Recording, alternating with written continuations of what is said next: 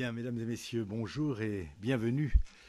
À l'occasion de cette audition, Madame Calvez et moi-même sommes heureux de vous accueillir pour débattre de la question suivante: création, diffusion, acquisition des connaissances, comment l'IA transforme notre éducation et notre culture.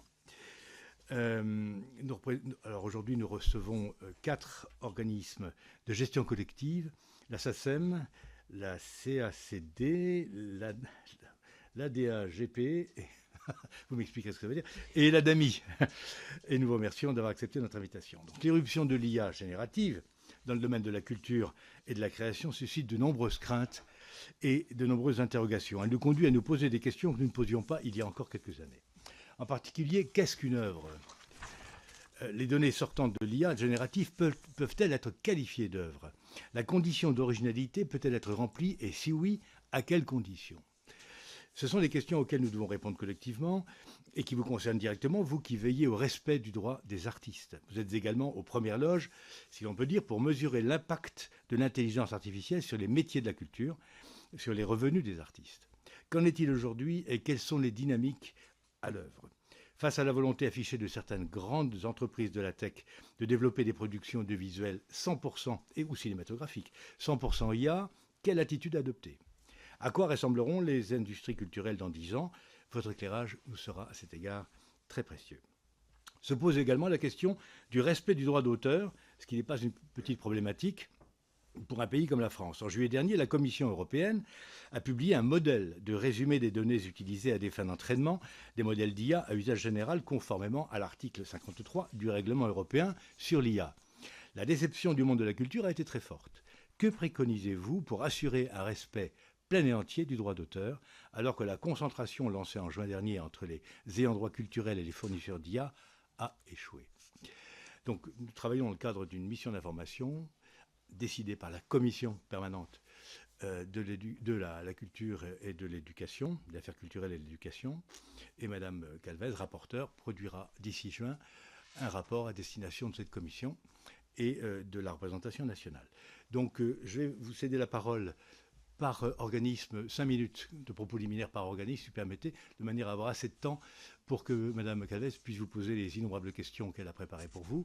Nous avons à peu près 1h30, on pourra déborder jusqu'à 45, mais au-delà, nous serons obligés, Mme Calvez et moi, de rejoindre l'hémicycle où nous allons parler à nouveau, n'est-ce pas, de l'interdiction prochaine probable des réseaux sociaux pour les moins de 15 ans. Texte voulu et porté évidemment par le gouvernement et par le président de la République en particulier. Donc c'est un gros enjeu. Bien, je vous en prie, je vous laisse la parole. Qui veut commencer? Pour quel organisme? Je vous en prie, madame. Allez-y. Merci, monsieur le président, madame la rapporteure, messieurs. Je vais vous dresser en 1 minute 30 un constat assez concis, j'espère, de la situation telle que vue par la SACEM, et David Elsayeg, le directeur général adjoint de la SACEM, prendra la parole pour déjà esquisser quelques pistes qui sont à travers les questions d'ailleurs de madame la rapporteure.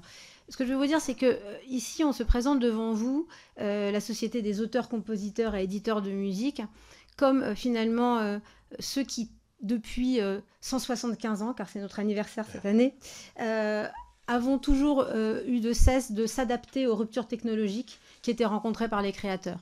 Ne dit-on pas que peut-être que Vivaldi n'aurait pas été Vivaldi sans violon et les Daft Punk sans ordinateur, pour vous faire un grand écart. Donc, aborder la technologie comme étant un ennemi, ça n'a jamais été notre position, et c'est la raison pour laquelle aujourd'hui nous pouvons vous dire que la SACEM est la société qui est la leader mondiale de la gestion des droits d'auteur, et notamment dans le numérique. Toutes les stars du monde entier aujourd'hui se font défendre par la SACEM à travers 150 territoires dans le monde pour collecter leurs droits d'auteur, ce qui prouve bien qu'on a été capable de conclure des accords avec des plateformes comme Meta, évidemment Spotify, YouTube ou TikTok. Ça ne veut pas dire qu'aujourd'hui tout le monde est satisfait de ce résultat, mais en tout cas ça prouve que nous, la gestion collective, nous avons su nous adapter. Il faut se dire que jusqu'à présent, les ruptures technologiques, elles avaient effectivement concerné des outils. Des outils, on peut appeler un instrument un outil, ou des logiciels qui jusqu'à présent accompagnaient le créateur et ne le remplaçaient pas. Les grandes ruptures technologiques, elles ont plutôt été dans le mode de diffusion, quand la radio, le phonogramme, bien évidemment, Internet. Donc nous, c'est la première préoccupation que nous avons, c'est que du jour au lendemain, on a potentiellement un outil qui viendrait à remplacer la création humaine. Elle ne vient pas simplement remplacer la création humaine parce qu'elle décide toute seule de créer. Elle a d'abord pillé l'intégralité du patrimoine culturel humain pour pouvoir évidemment s'entraîner et venir le remplacer. On va rentrer dans des débats qui sont assez compliqués parce qu'aujourd'hui, le manque de transparence, malgré les textes réglementaires européens que vous avez pu citer, est malheureusement omniprésente. Vous parlez même des IA généralistes qui se font imposer un résumé, mais on le sait très bien, les IA spécialisées, et notamment dans la musique qui s'appelle Suno ou Udio.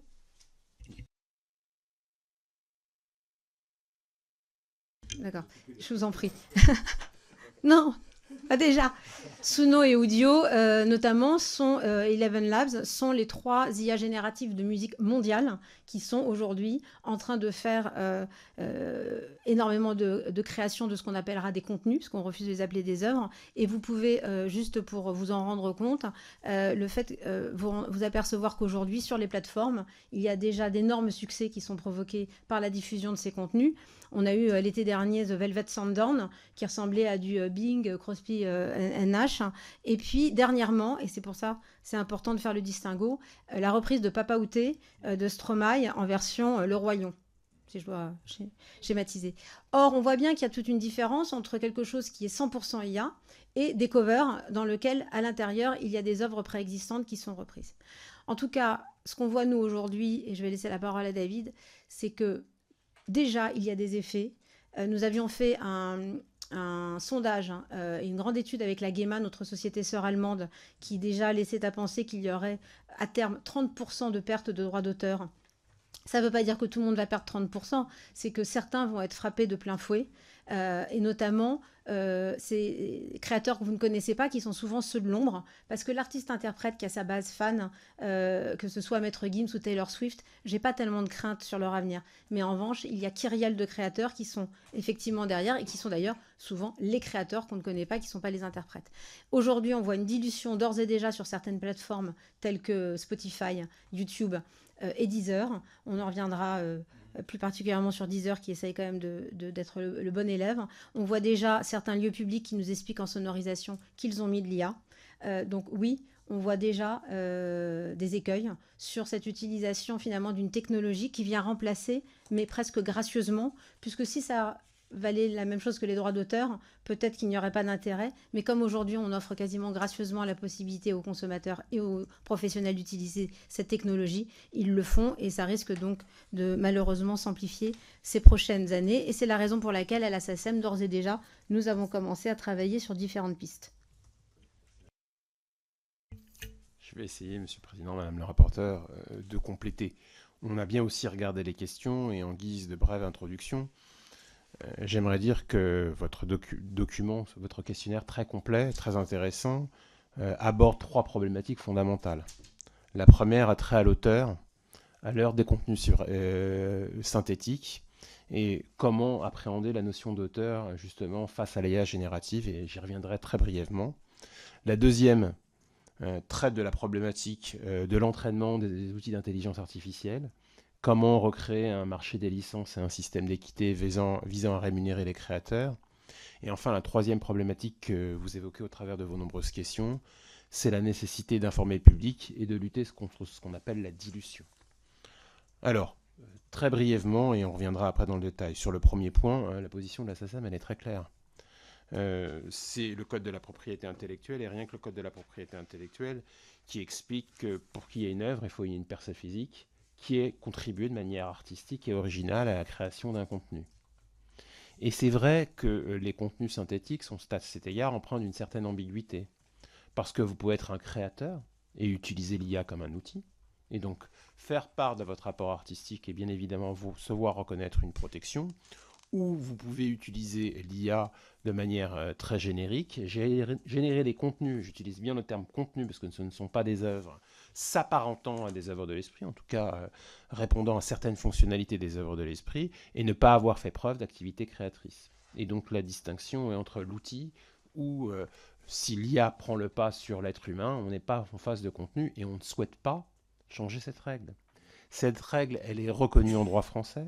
mais elle a été aussi consacrée au niveau européen. Je tiens à préciser que la notion d'originalité n'est définie par aucune loi, ni par une directive, ni par aucun traité. C'est donc l'appréciation souveraine des tribunaux qui permet de décider qu'un parfum n'est pas une œuvre de l'esprit, c'était discuté devant la Cour de justice de l'Union européenne, que la captation d'un match de foot n'est pas une œuvre de l'esprit, quand bien même il y a une vraie inventivité et un vrai savoir-faire de la part des réalisateurs, puisqu'on suit, on est contraint par le cours du jeu, mais que d'autres produits, comme des logiciels, des progiciels, peuvent faire l'objet, par exemple, d'une protection par le droit d'auteur. On a publié à cet égard un guide qu'on vous renverra, où on essaye de distinguer justement des situations où il est patent qu'il y a œuvre de création, puisque on ne s'est pas contenté d'un simple prompt, il y a vraiment un apport créatif, où il y a un travail itératif entre la machine et le créateur, permettant d'attester d'une originalité et d'un apport créatif de la part de la personne physique. Mais c'est vrai que ça dépend, et que c'est souvent une question d'appréciation in concreto. Et je tiens à préciser que la notion d'originalité est un concept d'ordre public et qu'il appartient aux tribunaux de statuer in fine.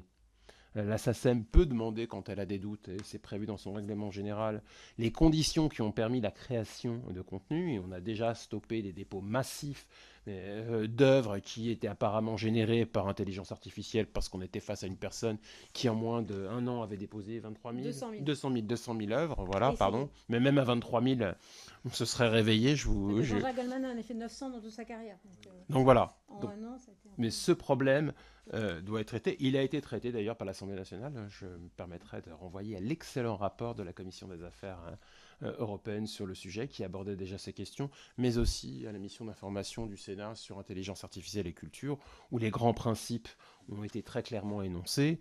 Et par ailleurs, on participe à une mission conduite par le CSPLA sur ces questions.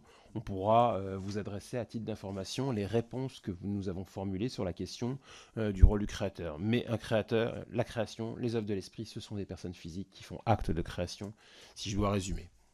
Le deuxième problème, c'est le problème qui agite tous les ayants droit depuis plus de 2 ans maintenant, avec l'arrivée de l'IA générative, c'est comment conclure des licences avec les opérateurs d'IA qui, vous le savez, ont pillé, ont moissonné des pans entiers du patrimoine culturel pour pouvoir générer des contenus synthétiques.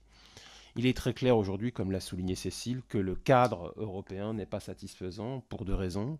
Parce que les mesures prévues par le règlement sur l'intelligence artificielle ne permettent pas d'obtenir la granularité d'informations nous conduisant à conclure des licences, et parce que aujourd'hui, les IA pratiquent une opacité certaine et se refusent pour la plupart d'entre elles, à quelques exceptions près, à entrer en voie de négociation avec les organismes de gestion collective, et je pense que mes collègues pourront vous en dire beaucoup sur le sujet. Et vous savez que nous soutenons tous les ayants droit, là, je vais au-delà de la SACEM parce qu'on a tous co-signé la proposition de loi visant à instaurer une présomption pour corriger cette asymétrie, on y reviendra. Elle est essentielle. Elle est essentielle parce qu'aujourd'hui, nous ne disposons pas des informations nécessaires nous permettant de connaître l'intensité de l'utilisation de nos répertoires. C'est essentiel et elle est possible parce que ça relève de la responsabilité du législateur français en vertu du principe d'autonomie procédurale. Il ne s'agit pas de contredire la directive de 2019, ni de contredire le règlement sur l'intelligence artificielle, mais de le compléter à l'échelon national avec une règle procédurale qui va bien évidemment faciliter les choses pour les titulaires de droit. Enfin, et je terminerai par ceci, le 3e point, la nécessité d'informer le public et de lutter contre la dilution. Vous l'avez vu, toutes les études le disent, l'étude conduite par la SACEM et la GEMA, mais aussi l'étude conduite par la CISAC, qui atteste du fait qu'à terme, peut-être 30% des revenus des créateurs disparaîtront. Et comme l'a très bien rappelé Cécile, ce n'est pas tous les créateurs et pas à la même intensité, mais ce qui signifie qu'il y a des populations entières de créateurs qui sont menacés par l'intelligence artificielle. Et donc il faut trouver des solutions. Alors les solutions, elles existent peut-être au niveau plus du droit européen que du droit français, mais il y a quand même une solution qui pourrait très bien fonctionner. C'est que les plateformes, une sorte de Nutri-Score de l'intelligence artificielle, parce que comme on l'a dépeint, la réalité, elle est contrastée. Vous pouvez utiliser l'intelligence artificielle pour fabriquer un enregistrement, mais être le véritable compositeur. Vous pouvez utiliser de manière parcellaire l'intelligence artificielle. Donc, nous, on est très favorable à ce qu'il y ait des outils d'indication pour que le consommateur sache si, en partie ou totalement, les contenus qu'on lui propose ont été générés à l'aide ou par l'intelligence artificielle. Il y a des outils techniques qui commence à être mis en place. Je ne dis pas que c'est parfait, que la solution est simple, mais on peut arriver, la nécessité d'informer le public créera un marché. c'est certain. Et c'est aussi très important parce que non seulement le consommateur doit savoir ce qu'il consomme comme bien culturel au sens large, mais on doit éviter aussi l'effet de dilution parce qu'on a bien évidemment très peur que certaines plateformes dominantes, notamment des GAFAM, je dirais, investissent l'intelligence artificielle et proposent à la place de vraies œuvres des contenus synthétiques générés par des IA qui se sont bien évidemment entraînés et inspirés par des vraies œuvres et viennent diluer la place des auteurs. C'est la problématique qu'on appelle communément le grand remplacement. Je sais qu'elle est un peu connotée politiquement, mais il y a quand même un vrai risque de dilution. Il ne faut pas se mentir, il est là. On voit déjà certains lieux publics qui refusent de payer des droits d'auteur au motif qu'ils utiliseraient des contenus synthétiques. Et on sait très bien, un grand patron d'une plateforme de streaming a dit « Mais moi, je vais truffer mes playlists de contenus d'intelligence artificielle. Mon public ne s'en rendra même pas compte. » Donc c'est une vraie question. Voilà, pour l'instant. Merci beaucoup. Alors, je vous en prie. Merci. Je voulais juste, pour prolonger ce qu'a dit Cécile dans l'introduction sur le fait que la SACEM était le leader mondial société d'auteurs, vous avez la chance aujourd'hui d'auditionner des acteurs français. La SACEM est la leader mondiale des sociétés d'auteurs, comme l'a dit Cécile. Nous sommes à la SACD. Beaumarchais a créé le droit d'auteur. Le concept s'est répandu. Et on a la première société mondiale de droit audiovisuel et théâtre. Et Marianne Ferrifal vous dira quelle est la première société mondiale d'art graphique. Donc, on a... Non, mais tout ça pour dire qu'on n'a pas besoin d'aide parce qu'on est faible. On a besoin d'aide parce qu'on est fort et qu'on a en face de nous des adversaires terriblement redoutables et qui s'appuient massivement sur leur savoir-faire technologique, mais aussi sur leur puissance financière et le relais d'un État puissant. Et donc, c'est pour ça que les initiatives du Sénat, de l'Assemblée, du gouvernement, des institutions européennes sont absolument fondamentales pour nous. Comme je vais essayer de ne pas redire, parce qu'on est assez largement d'accord avec ce que viennent de dire Cécile et David. Nous, à la SACD, on ne s'est jamais positionné contre l'IA. On trouve que l'IA, c'est très bien. Nos membres utilisent massivement l'IA. Ils l'utilisent pour les aider à créer, ils l'utilisent dans leur vie privée et il n'y a pas de problème intrinsèque à cela. Mais pour qu'on puisse valoriser les droits associés aux œuvres qu'ils ont créées et qu'ils vont créer, on a besoin d'un cadre de régulation solide. On croyait l'avoir un petit peu obtenu, et en tous les cas, l'Europe était en avance dans le cadre du règlement IA, que de haute lutte, dont on avait de haute lutte obtenu l'approbation, malgré le soutien défaillant, ce qui est très très rare, donc je le mentionne, des autorités françaises sur le sujet, mais les parlementaires européens ont permis que le sujet avance. Nous, on considère que, et contrairement au discours de certaines sociétés de la tech, que la réglementation n'est pas un frein à l'innovation, c'est une nécessité pour bien protéger les droits d'auteur, mais que c'est par ailleurs pas un frein à l'innovation, puisque c'est en l'absence de cette sécurité juridique, en fait, et d'ailleurs ça commence à se voir, il y a des contentieux partout, et seuls des groupes extrêmement solides, extrêmement puissants financièrement et en capacité juridique sont en mesure de résister et sont en mesure d'assumer cette prise de risque.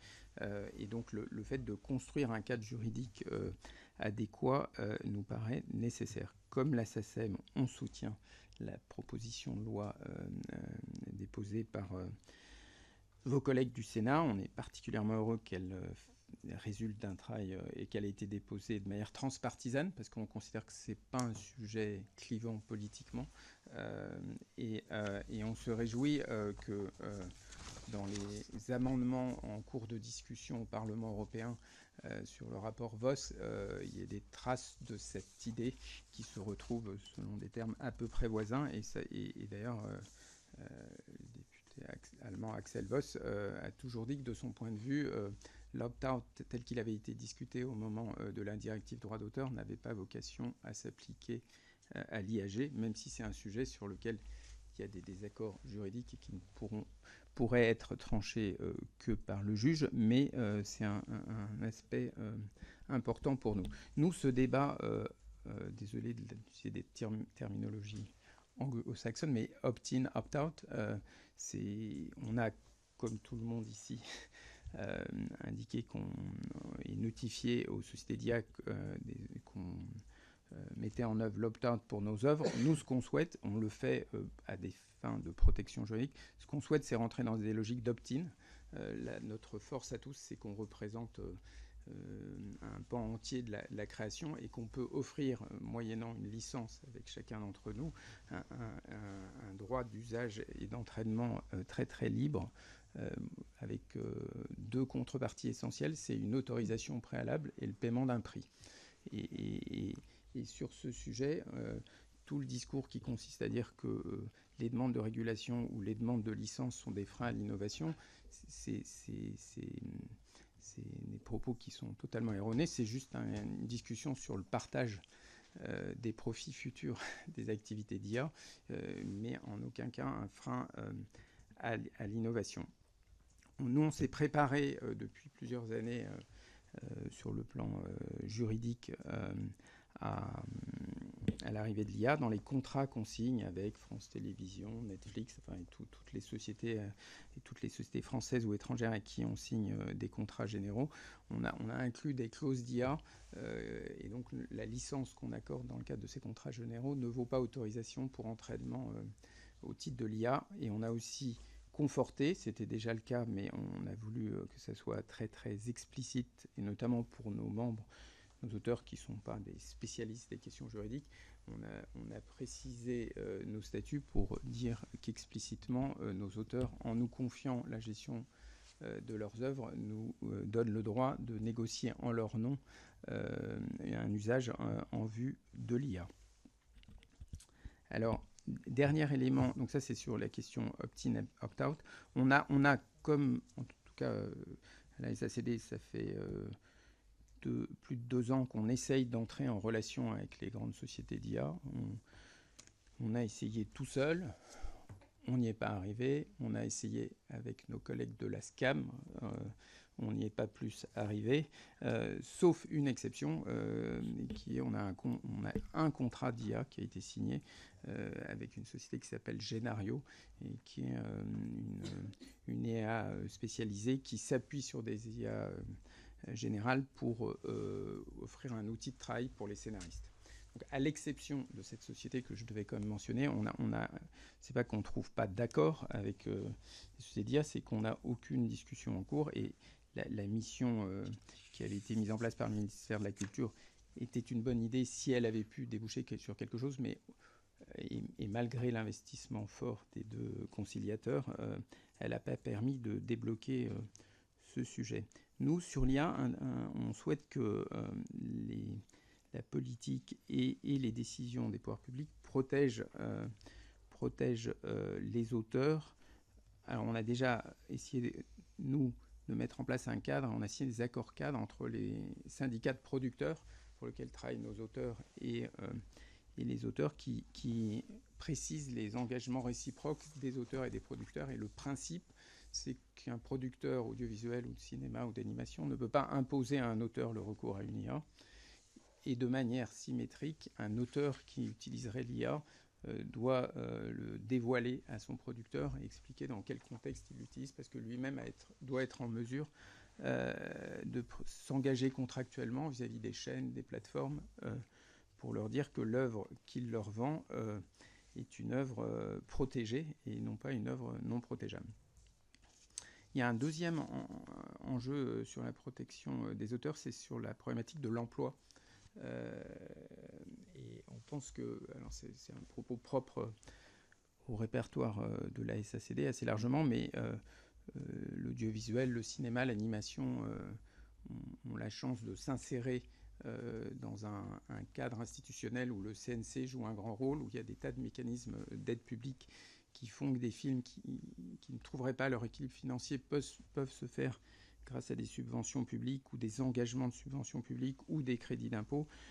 Et on pense que ce qui est légitime, comme toute aide publique, elle devrait être conditionnée. Elle est déjà conditionnée à de nombreux critères, et que le recours minimum à des créateurs humains devrait être une condition explicite des décisions d'attribution d'aide du CNC. Ça existe déjà dans le domaine des aides à la presse, où vous avez des aides plus ou moins importantes si vous avez une rédaction d'une certaine taille, une rédaction se définissant comme une équipe composée d'un certain nombre de journalistes. Et nous, on souhaiterait et on a fait part au CNC de notre disponibilité pour travailler avec eux pour que ces conditions soient posées. Et c'est un peu dans un tout autre cadre institutionnel ce qui s'est passé aux États-Unis.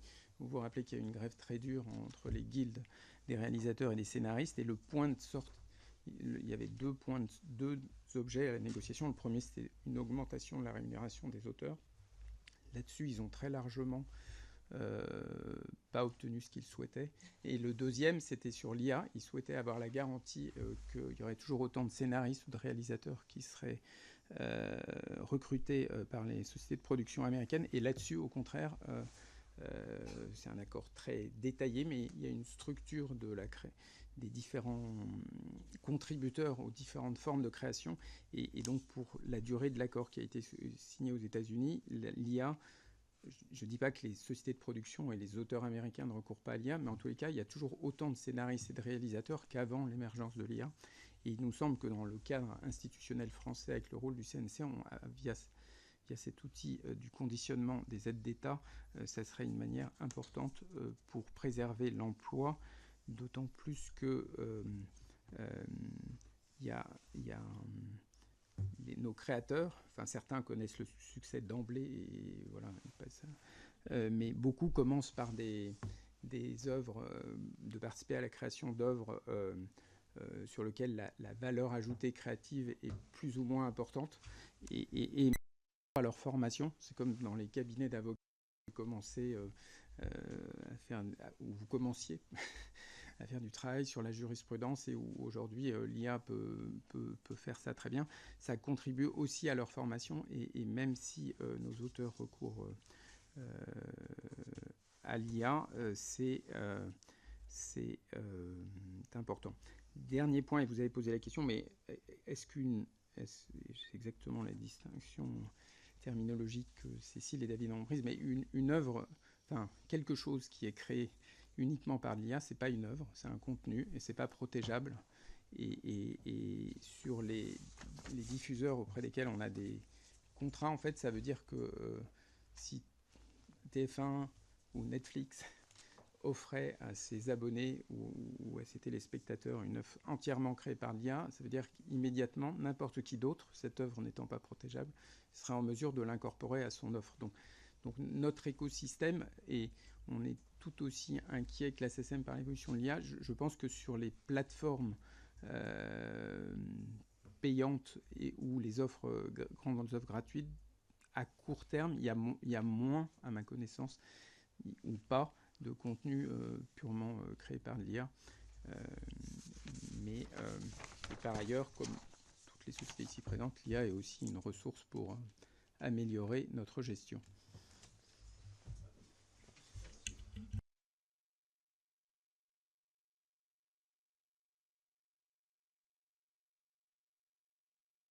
Eh bien, je vous en prie, madame.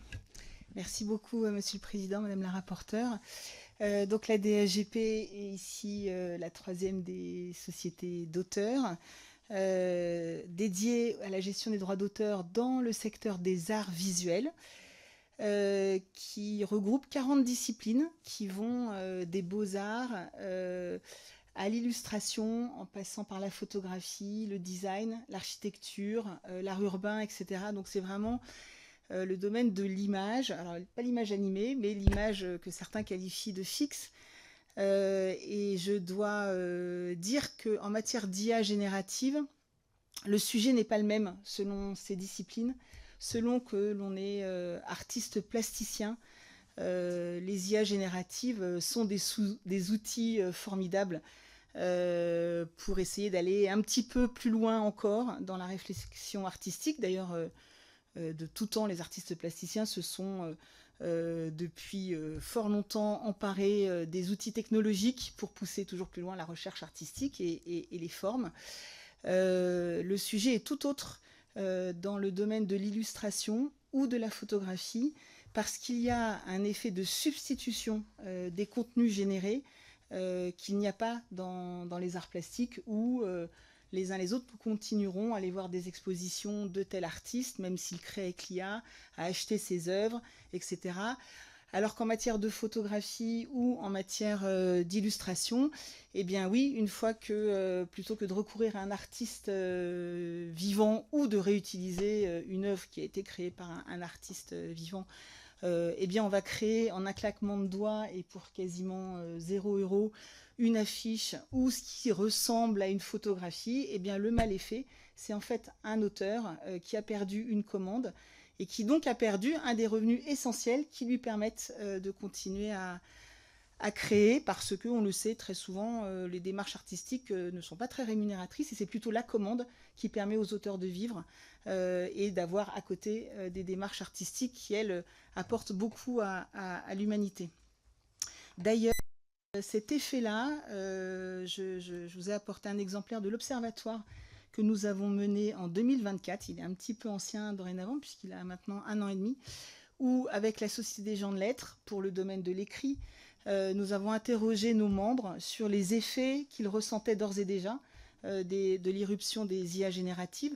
Je rappelle que le grand public, nous avons eu connaissance de ces outils, Midjourney, DALL-E pour le domaine de l'image, par exemple, Firefly, à l'été 2022.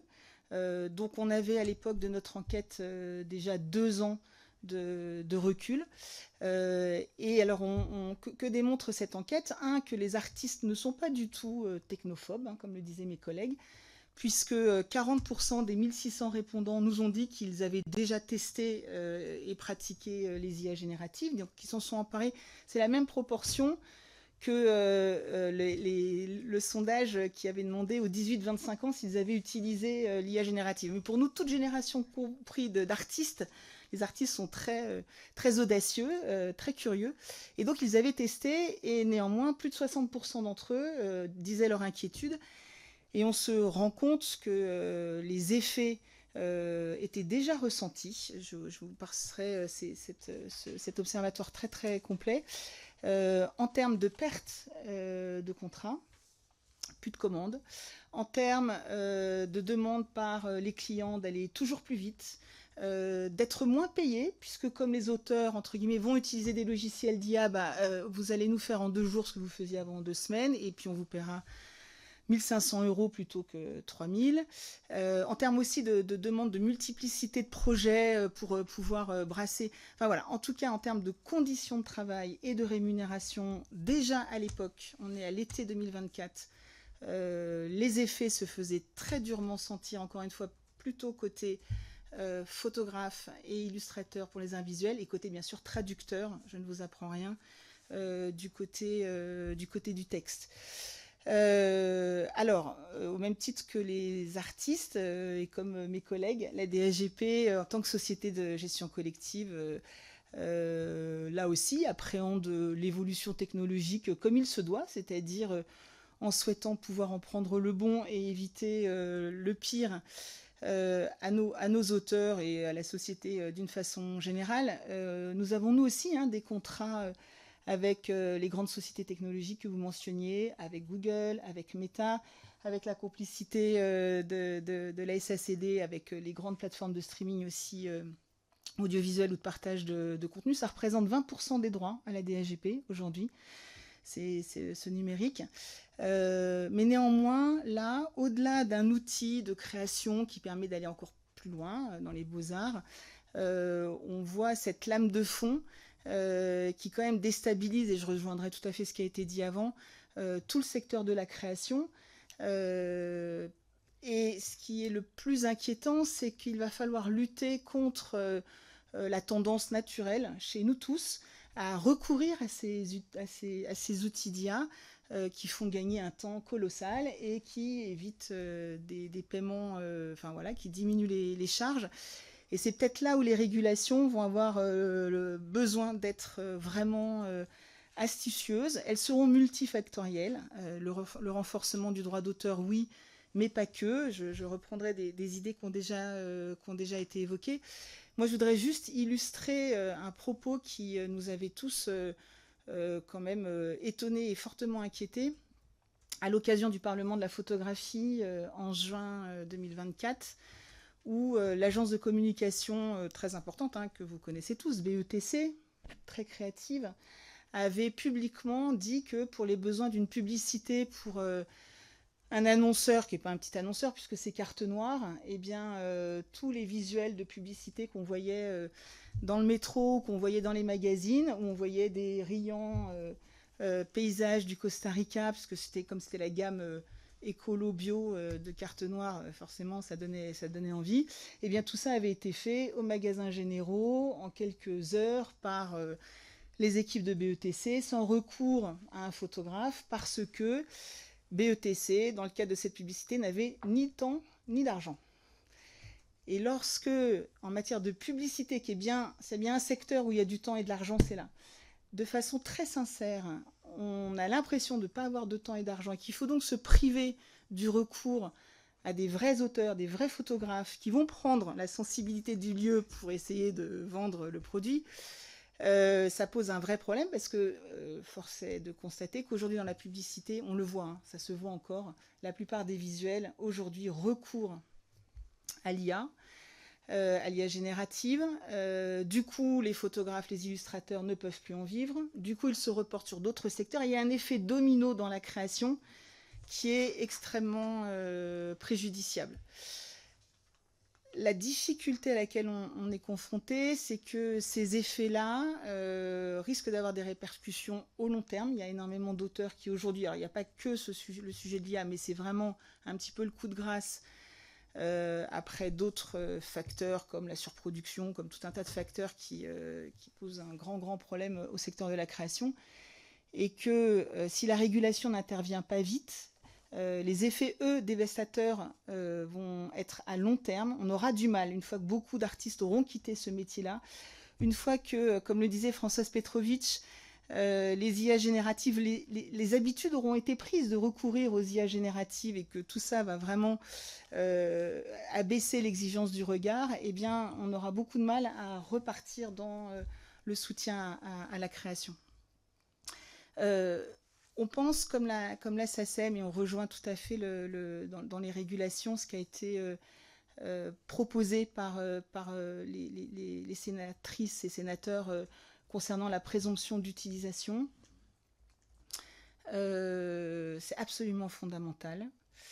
Nous, il y a une chose qu'on souhaiterait interroger, qui est le fait de savoir si réellement l'entraînement des IA génératives se fait sous l'empire de la fameuse exception fouille de données de la directive de 2019. Les sociétés technologiques le prétendent. C'est d'ailleurs pour ça que tous autant qu'on est, on s'est dit on va devoir faire le droit d'opposition. On se rend compte que le droit d'opposition, il est quasiment impossible parce que, vous savez, la règle européenne impose que ce soit lisible par la machine.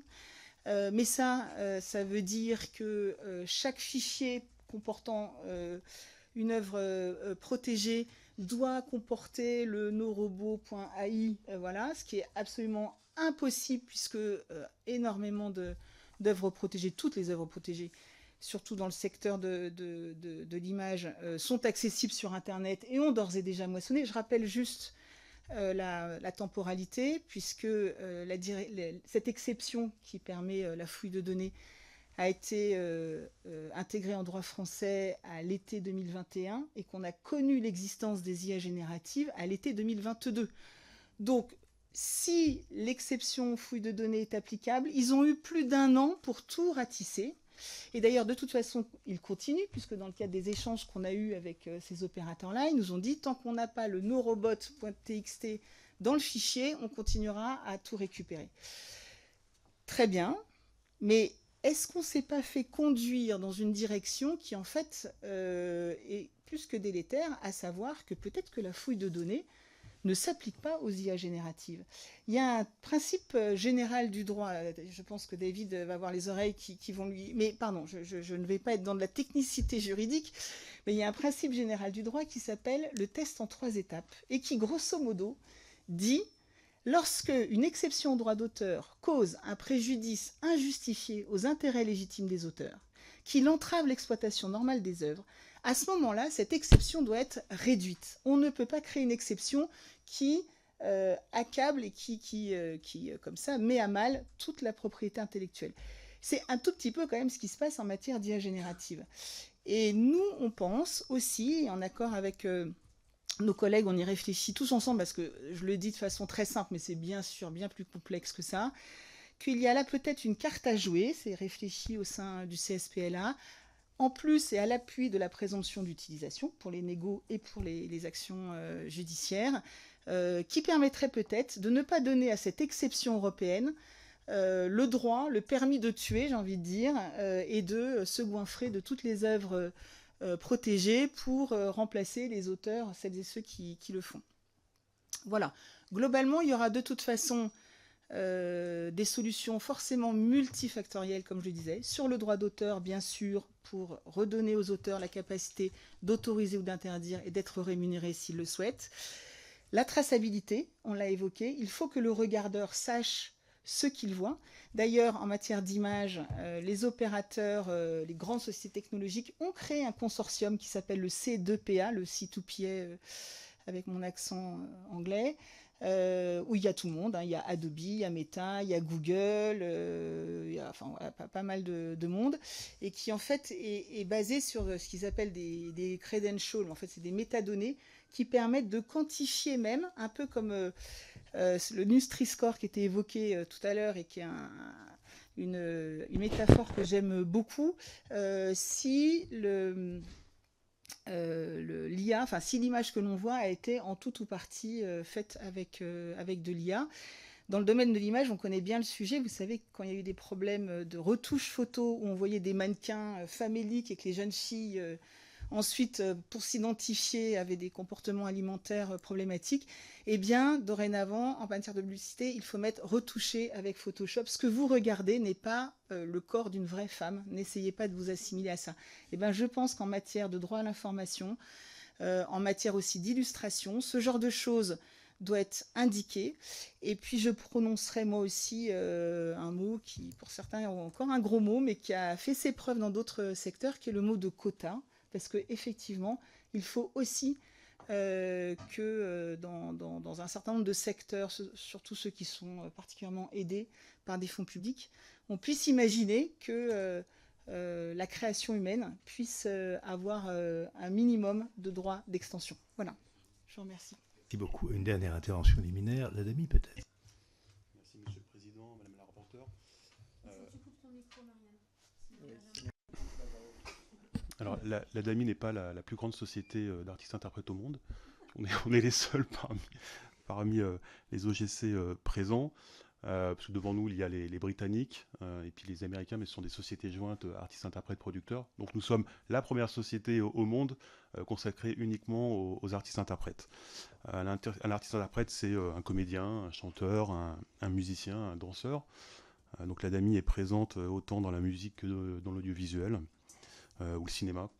En 2024, la DAMI a perçu 92 millions d'euros répartis à plus de 80 000 artistes et 13 millions d'euros ont été consacrés aux aides financières, aux projets artistiques, ce que l'on appelle chez nous l'action artistique.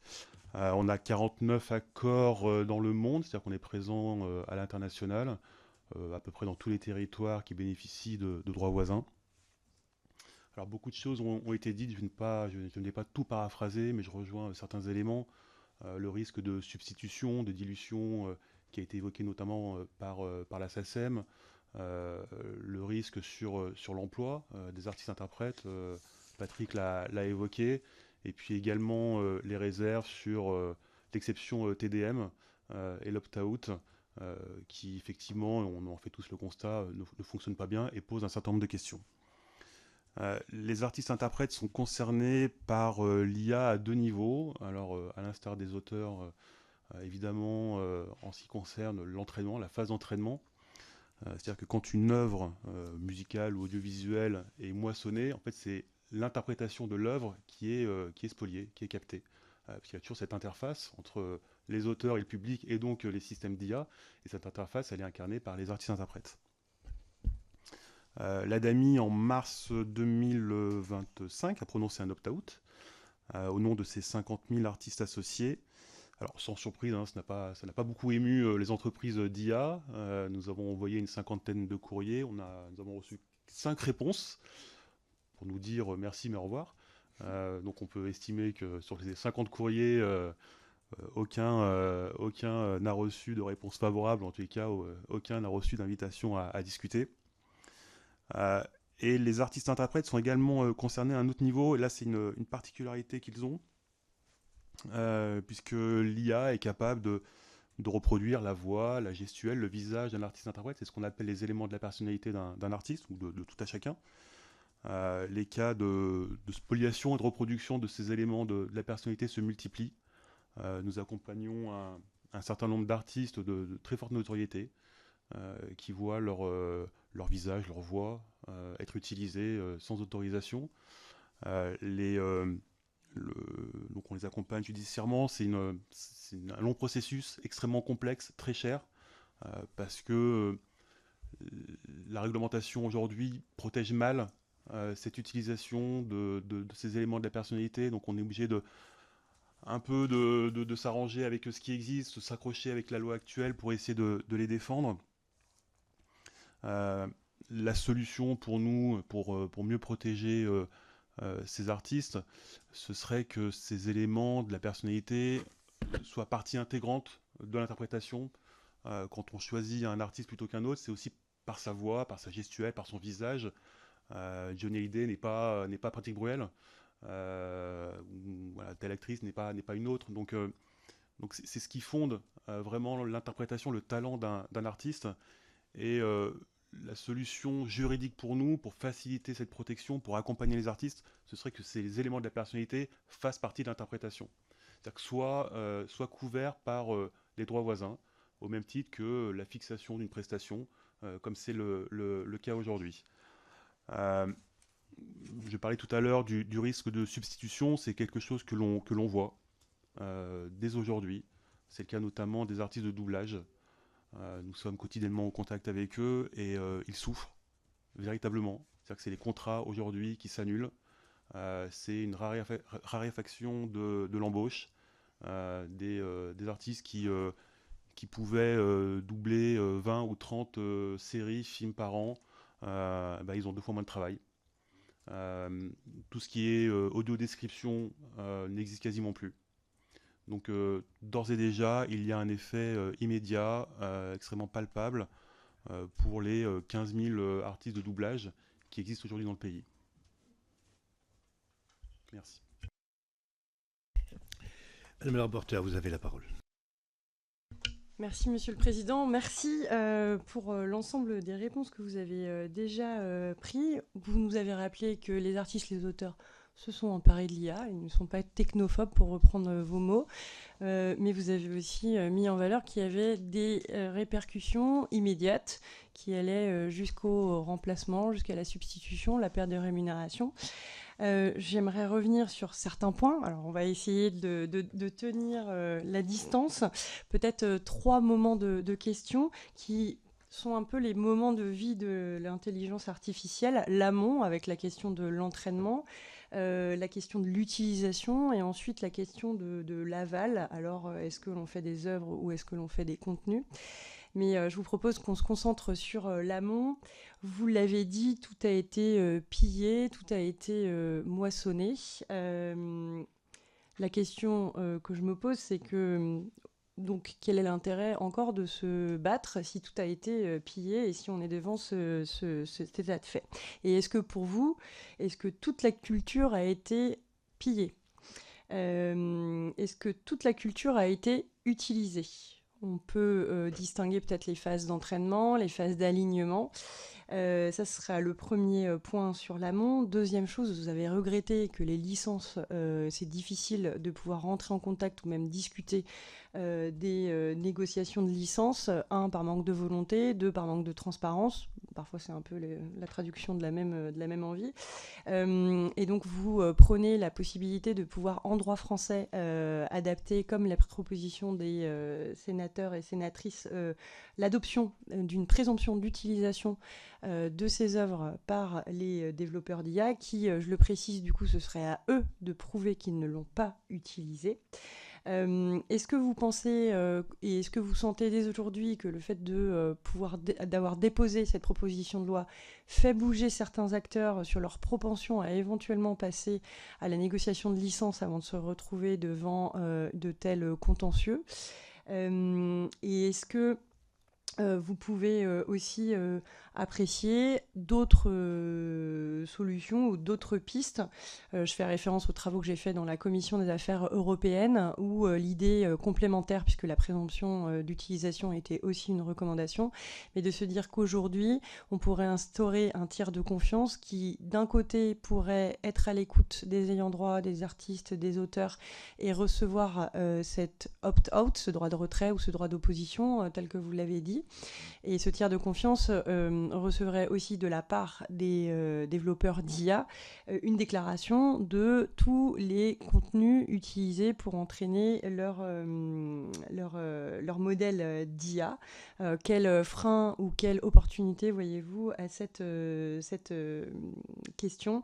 Et enfin, j'en terminerai par là sur la question de l'amont. On a aujourd'hui, si tout a été pillé, on a les modèles d'IA ont sans doute un peu soif de contenu. Est-ce que vous pensez que ces modèles vont dégénérer ou vont s'effondrer puisqu'il n'y a pas de nouveaux contenus autres que des données synthétiques, c'est-à-dire générés grâce aux IA, donc ça veut dire qu'ils ingéreraient ce qu'ils ont déjà généré. Est-ce que ce n'est pas la voie pour vous à ce que demain, les développeurs d'IA deviennent un peu les mécènes forcés et entraînent les artistes et les auteurs, en les soutenant financièrement, à créer ce qui ne soit pas des données synthétiques? Voilà pour cette phase amont. Il y a pas mal de questions, mais en tout cas, ça vous donne l'opportunité de réagir et de compléter éventuellement, sachant que vous avez déjà dit beaucoup de choses importantes à nous. Je vous en prie, madame, je vous en prie. Merci madame la rapporteure. Plusieurs points très, très intéressants. Le premier, il vient quand même d'un constat. Cette présomption, elle vient de deux choses. La première, c'est que nous avons constaté des contenus qui sont extrêmement ressemblants sans pour autant être des pures contrefaçons, sinon on avait le droit d'auteur qui était déjà à notre disposition. Mais on avait quand même des faisceaux d'indices qui montraient que c'était pas sorti de la machine comme ça. Deuxièmement, nous avons accueilli, vous vous en souvenez sûrement, le sommet de l'intelligence artificielle dans notre pays. Et j'ai eu la chance d'être invitée pour assister à un certain nombre de débats. Et c'était formidable parce que tous les acteurs de l'IA, tous, ont reconnu qu'ils s'étaient entraînés, mais d'une façon très positive, en disant « mais simplement sur ce qui était disponible publiquement ». Sans avoir du tout de notion de être disponible publiquement, ça ne veut pas dire libre de droit. Et heureusement que la culture, par essence, est disponible au public, puisqu'un créateur veut toucher le maximum de personnes.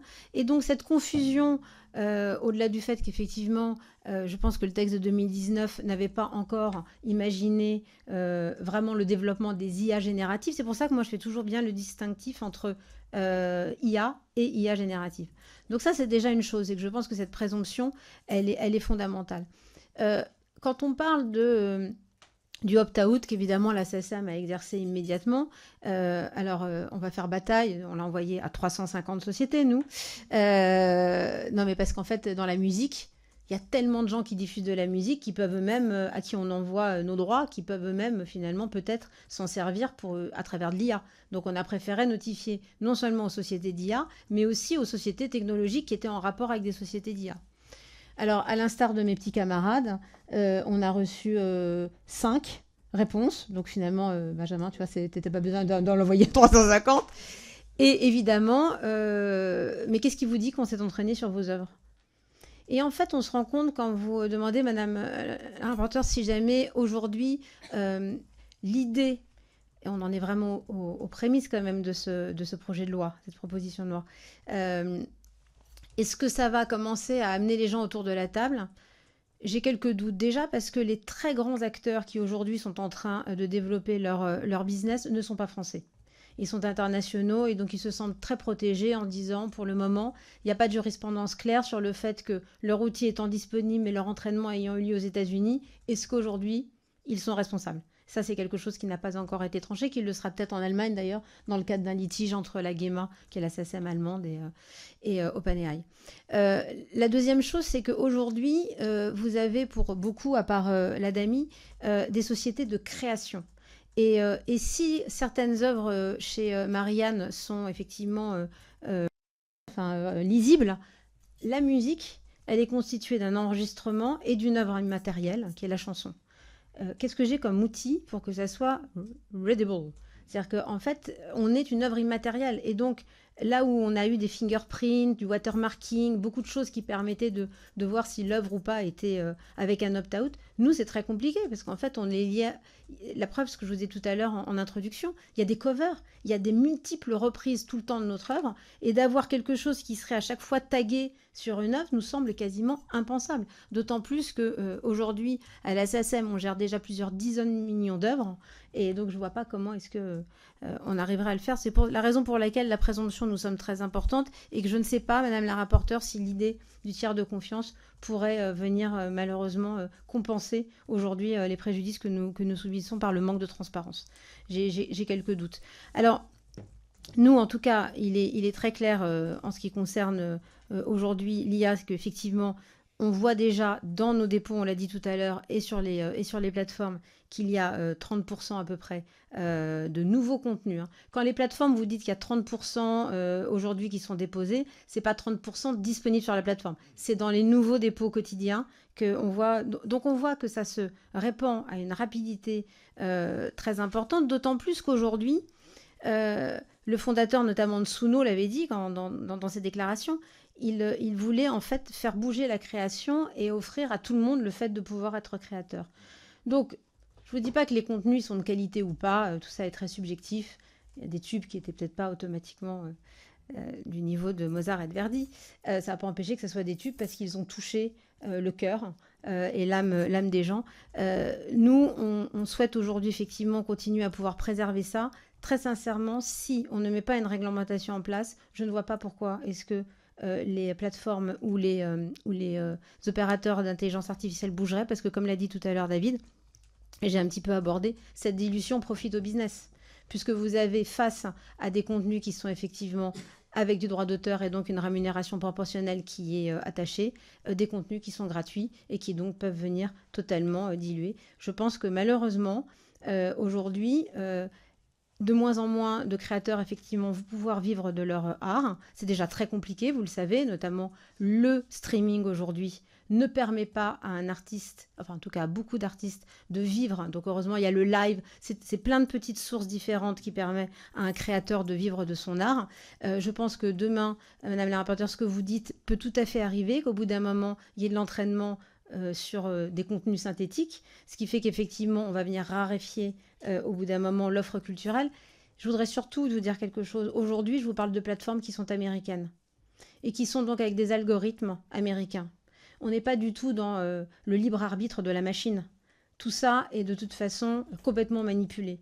Et donc oui, à terme, je crains énormément pour ne serait-ce que la survie de notre culture. On voit un pays et ses gouvernants avoir l'ambition de conquérir le monde. Et je pense qu'on l'a toujours dit, la culture c'est un soft power. Et si nous perdons le nôtre, on va perdre sûrement aussi la bataille entre les différentes démocraties. Qu'à Dieu ne plaise. Je vous en prie. Merci. Je voulais aussi commencer sur cette même idée, mais à travers la problématique de la souveraineté. C'est un sujet très consensuel en France qu'on porte dans le domaine industriel et tout. Sur l'IA, et par rapport à la problématique de l'entraînement amont, clairement, les grands atouts de la France et de l'Europe, c'est plutôt ce qui sert à entraîner les IA que les IA. Parce que c'est triste d'ailleurs, j'en suis vraiment désolé, mais la France et l'Europe ont perdu la bataille des plateformes IA. Et par contre, paradoxalement, c'est en recourant aux œuvres créées partout, mais notamment en Europe, que que les IA et les plateformes américaines et chinoises se développent. Vous avez mentionné le rapport de la commission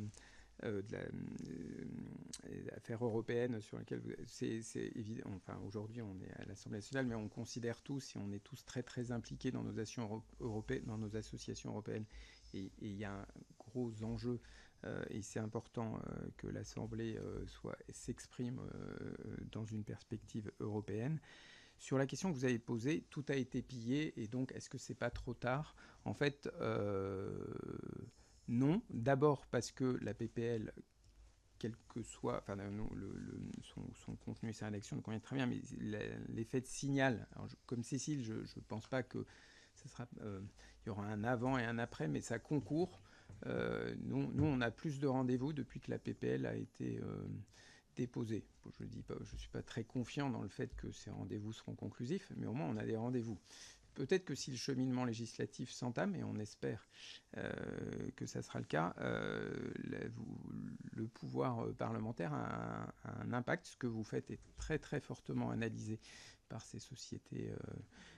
Et peut-être pour vous donner 2 exemples, c'est nous, on a signé un accord avec YouTube en 2012-2013, bien avant l'adoption de la directive droit d'auteur, qui rendait clairement et incontestablement YouTube éligible, enfin contraignait YouTube à signer un contrat de licence avec la SACD. On a réussi à signer 5-6 ans avant parce que, en fait, outre le fait qu'ils voulaient gérer leur écosystème français, ils souhaitaient qu'il n'y ait pas de réglementation.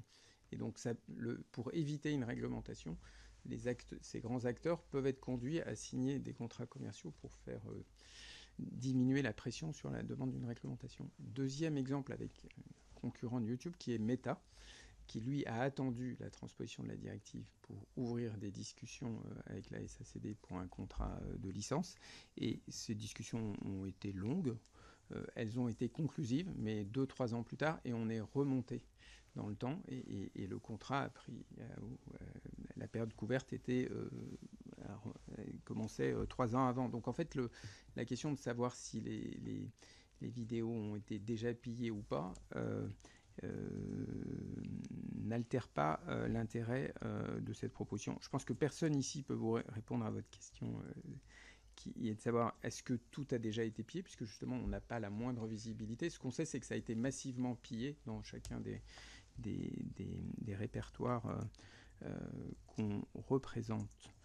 Comme Cécile, je suis assez réservé sur l'idée d'un tiers de confiance, parce que ça serait, et c'est bien et au moment où cette proposition a été faite, on était dans une logique d'opt-out, et c'était une modalité possible pour rendre l'opt-out plus efficient. En fait, nous, on privilégie une stratégie d'opt-in, et donc le tiers de confiance n'a plus aucun objet dès lors qu'on a une licence avec une société d'IA l'autorisant à entraîner sa plateforme.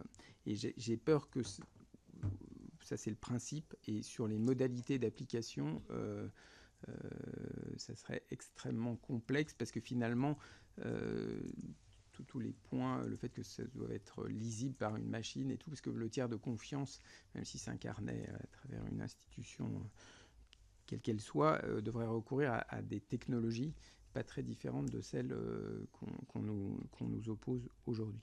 Dernière idée, pour ne pas être trop long, sur et pourquoi pas les IA mécènes pour renouveler le vivier des œuvres sur lesquelles ils entraînent. En fait, je pense que c'est le cas aussi de mes collègues, on ne se place pas du tout dans une logique de mendicité ou de mécénat. Nos auteurs y créent des œuvres, elles ont une valeur, et on souhaite qu'elles aient un prix. Je vous en prie, madame. Merci beaucoup.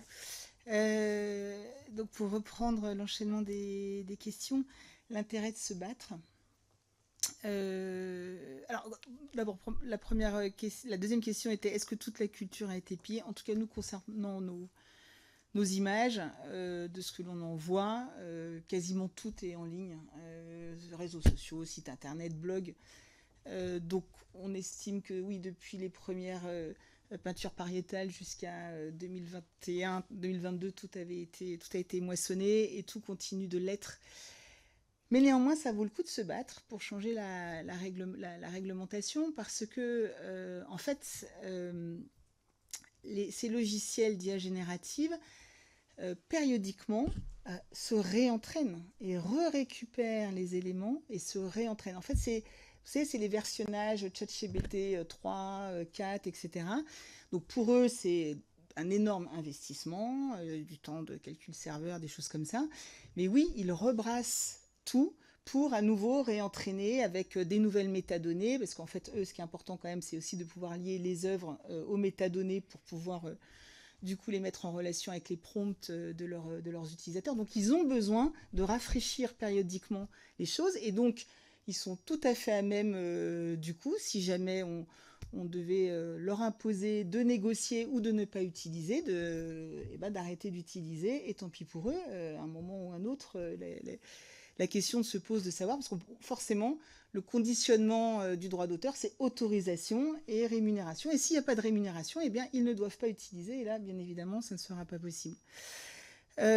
Concernant l'idée du tiers de confiance, je suis assez réservée également dans le sens où, comme on le disait tout à l'heure, on a déjà nous tous, autant qu'on ait des contrats avec des très gros opérateurs qui nous fournissent des éléments très sensibles en termes de secret des affaires, des choses comme ça. Et dans notre métier, il y a cette totale confidentialité de ce qu'ils nous confient. Et donc, je ne crois pas que ce soit par manque de confiance envers notre capacité à garder confidentiels les éléments qu'ils nous donnent, mais c'est juste parce qu'ils ne veulent pas donner les éléments qui vont permettre de quantifier raisonnablement la rémunération qu'ils nous doivent. Donc voilà, donc le tiers de confiance, à mon sens, ne résoudrait pas le problème, que ce soit à nous ou au tiers de confiance. Ils ne veulent pas donner les éléments pour négocier une rémunération, et je ne crois pas que le fait de ne pas les donner soit basé sur un manque de confiance nous concernant. Concernant la dégénérescence, moi je vous rejoins. Je pense que le fait que les opérateurs de type Meta, Adobe, Google, etc., aient fait le fameux consortium concernant l'image, Sony, il y a aussi, le C2PA, c'est pour qu'eux-mêmes puissent détecter les contenus générés synthétiquement pour éviter de s'y entraîner comme des contenus frais. À mon avis, c'est pour ça, parce que sinon, ils n'auraient pas grand intérêt à développer tout ça, à y travailler, au risque que ça nous donne des billes pour pouvoir un peu réguler, confère les fameux quotas ou autres que j'évoquais tout à l'heure. J'avais autre chose à dire, mais l'idée m'est échappée, donc j'y reviendrai plus tard. Madame le rapporteur. Juste un mot pour illustrer l'utilité de la PPL sur la présomption d'utilisation.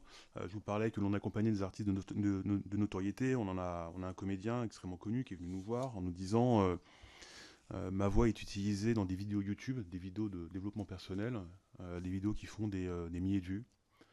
Qu'est-ce que vous pouvez faire pour moi? Alors on a regardé. En fait, la première étape consiste à prouver que cette voix a bien été générée par IA et que cette voix correspond bien à celle du comédien en question. Et là, il y a un premier problème, mais un gros problème. C'est-à-dire que pour pouvoir le prouver, c'est extrêmement compliqué.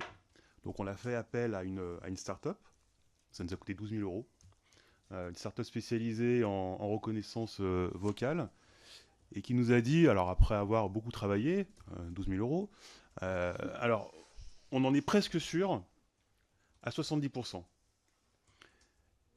A priori, c'est bien la même voix, 70%, mais devant un juge, il y a 30% de doute. Et c'est là où, effectivement, ça peut poser problème. Et donc, si on a des outils type présomption d'utilisation, on serait en capacité d'aller voir les entreprises d'IA en disant « Prouvez-nous que cette voix n'a pas été générée par votre outil ». Là, il y aurait une véritable utilité. Parce que pour le moment, on est un peu bloqué. On veut bien défendre les artistes. Mais il faut pouvoir nous donner les outils pour ça. Et juste un mot sur la souveraineté, parce que effectivement c'est un élément important. Je parlais des doubleurs tout à l'heure. Le doublage généré par IA, en fait, ce n'est pas du français, c'est de l'anglais traduit en français. Et c'est pas tout à fait la même chose. C'est-à-dire que si le doublage était généré uniquement par l'IA, plutôt que par des auteurs d'abord qui réécriveraient, oui bien sûr, les auteurs de la SACEM ou de la SACD, qui réécrivent les dialogues, qui réécrivent les dialogues et ensuite interprétés par un vrai comédien ou une vraie comédienne, là c'est généré par IA, et donc c'est même la nature du français qui pourrait évoluer, parce que le public, à force de regarder des séries américaines traduites en français, l'anglais traduit en français, effectivement ça change le langage.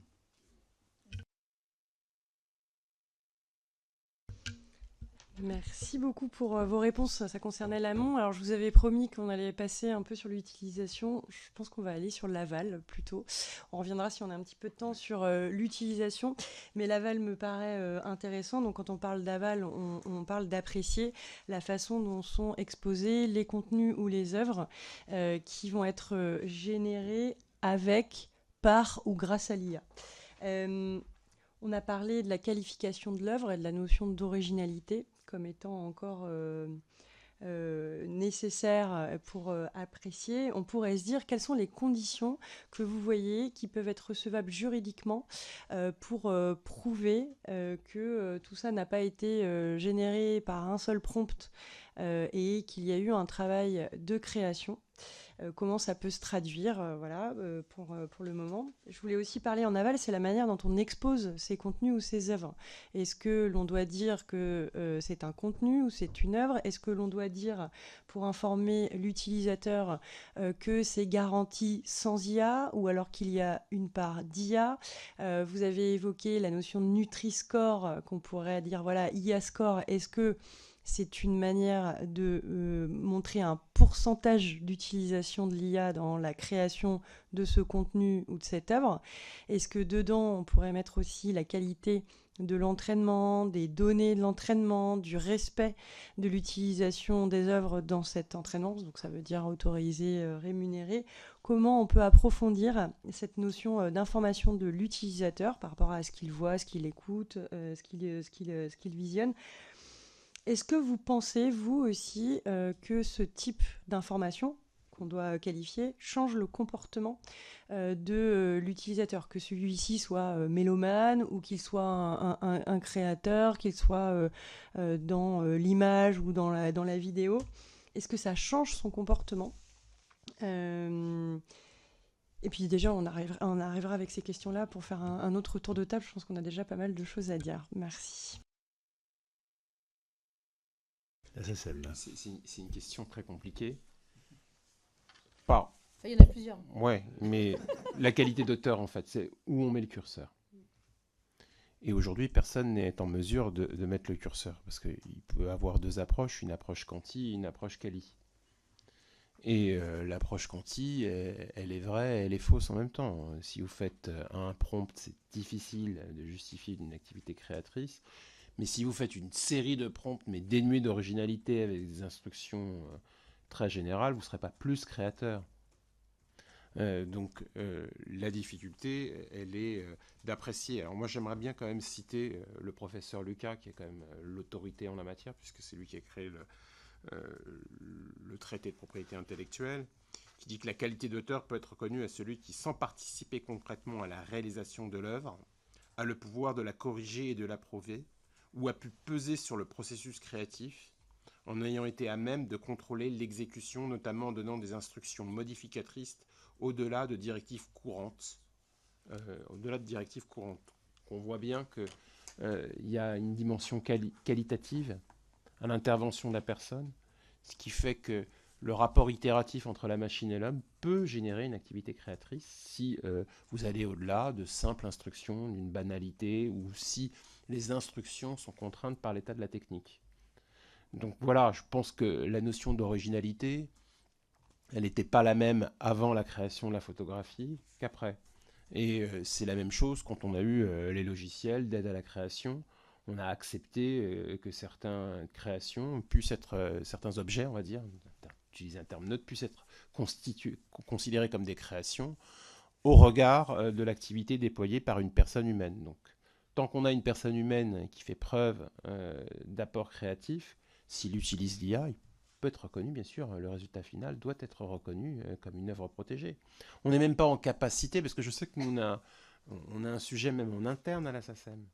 On est interpellé par nos membres qui nous disent, certains nous disent, vous n'allez pas assez loin, vous avez une position trop rétrograde, d'autres nous disent, vous allez trop loin.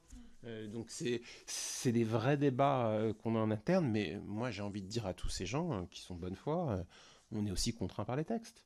Et c'est la jurisprudence, et c'est le juge qui décide, le curseur de la créativité. Vous avez vu qu'il y a une décision, par exemple, d'une juridiction chinoise qui a totalement admis le principe d'une protection d'un contenu généré par intelligence artificielle au motif qu'il y avait un apport créatif de la part de celui qui l'avait généré. Bon, ben voilà, cette décision, elle s'impose. Et si demain, une cour de justice de l'Union européenne ou un tribunal français venait à décider de la même manière que c'est pas parce qu'on a utilisé l'IA qu'on n'est pas pour autant créateur, ça ne nous prive pas de la qualité de créateur, eh ben, on se conformera à cette décision. Donc voilà, il faut rester ouvert. Il y a des cas évidents où si vous générez des prompts d'une banalité telle, même il y a une pluralité de prompts, vous ne pouvez pas être créateur. Puis il y a des cas beaucoup plus complexes. En tout cas, il n'y a pas d'antinomie. Il n'y a pas d'incompatibilité et il faut être prudent en la matière. Et l'objet pour nous quand même, c'est de toujours mettre l'humain au centre de la création. C'est sûr que si vraiment vous avez des contenus synthétiques générés uniquement par intelligence artificielle, ils n'ont pas vocation à être protégés par le droit d'auteur et donc être accueillis par les organismes qui sont là pour servir le droit d'auteur. Pas nous qui imposons le droit d'auteur, on est là pour le servir. Je voudrais juste compléter sur la dernière question par rapport à l'information du consommateur. Alors, je vais me placer en tant que consommatrice, déjà, premièrement, et je pense qu'en fait, ça va dépendre des cas, malheureusement, dans lesquels ce type de technologie est utilisé. Je reprends le cas de Marianne. Est-ce que le consommateur va s'émeuvoir de savoir que la photo du Costa Rica a été prise par un homme ou est-ce qu'elle a été faite, ou une femme d'ailleurs, photographe, pardon, ou est-ce qu'elle a été totalement générée par l'IA? Je ne sais pas. Ce que je sais en revanche, c'est que dans la musique, quand on paye son abonnement, 12 € par mois, est-ce qu'on a envie d'être pollué dans toute son écoute par des revenus, des contenus qui n'ont pas coûté d'argent? Quand aujourd'hui on paye 12 €, c'est qu'on a la volonté de faire vivre la création des artistes-interprètes, des créateurs, des producteurs, des éditeurs de musique.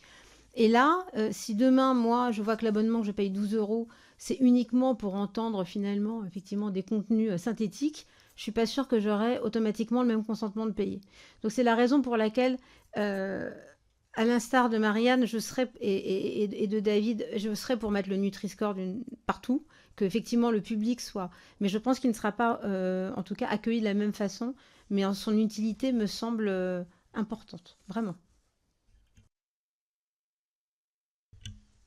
Bon, moi, sur le Nutri-Score et sur la demande des consommateurs, je partage tout ce qui vient d'être dit. Je pense qu'il y aura à la fois, sans doute, peut-être à cause de contraintes réglementaires ou une aspiration des consommateurs, une pression sur les diffuseurs, les offres payantes comme gratuites pour discloser au marché le fait que s'il recourt à des œuvres entièrement synthétiques. Il y a deux aspects qui peuvent concourir, indépendamment de cette dynamique, qui peuvent concourir à ce que ça soit clair. C'est, en tout cas sur les répertoires qu'on représente nous, en fiction, en cinéma, en animation, il y a une chaîne auteurs, producteurs revendant les droits d'exploitation à des chaînes, à des offres payantes.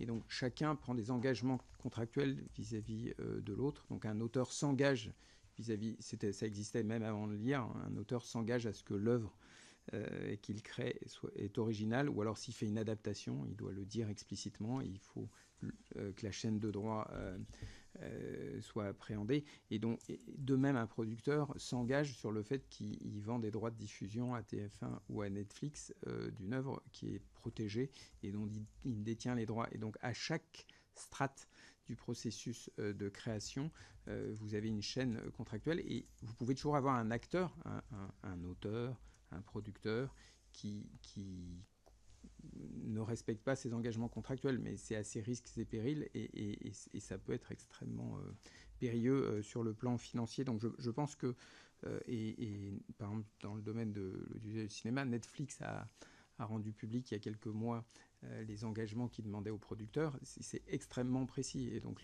les producteurs, depuis, ont rétroagi sur les auteurs. Et donc, on est sur cette chaîne-là. Et c'est d'autant plus dangereux de ne pas respecter ces engagements contractuels qu'il y a déjà des outils qui permettent d'identifier les œuvres synthétiques. Ils seront de plus en plus puissants.